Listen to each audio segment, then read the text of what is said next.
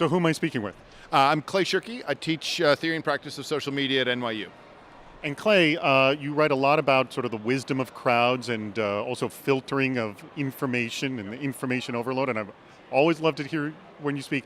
I'm interested, though, on your take on advocates. In all this information that comes out, where do advocates play a role? Well, there's in this sphere, you could sort of you make a spectrum of kind of two kinds of advocacy. There's implicit advocacy, right, where if I'm using a certain tool and you can see me using it, I'm automatically advocating instead of byproduct. You see this with Twitter clients all the time, where here comes the tweet, and then on the line below it says this came from TweetDeck or this came from Twitter or what have you. So some kinds of advocacy are just proof that people are actually caring about and using something. And then there's other kinds of advocacy like this, my t-shirt here, which is Tiger Beatdown, my favorite blog.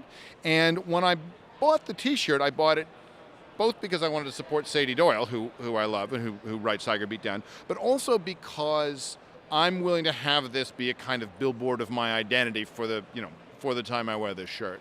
So that's explicit advocacy.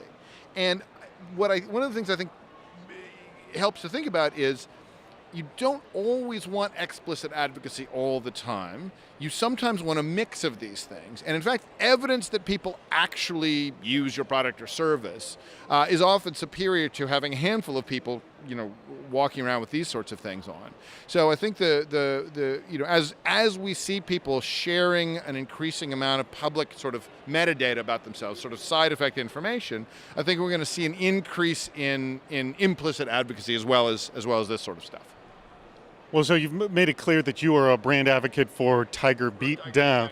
So is this the only way that you sort of spread the word of Tiger Beatdown, or are there other ways? Oh, no, goodness, I stop people on the street and tell them about Tiger Beatdown. I mean, no, the way you advocate for things in this world is you forward links.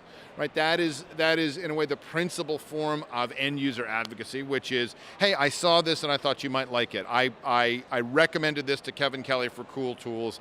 I put this up on my Twitter account. It's up on Facebook, and it's where you think I'm actually doing you a favor by telling you about this. The side effect is obviously the brand benefits, but the main effect is the social connection is made when I say I read something, I saw something, I heard something, and I thought of you, and here it is.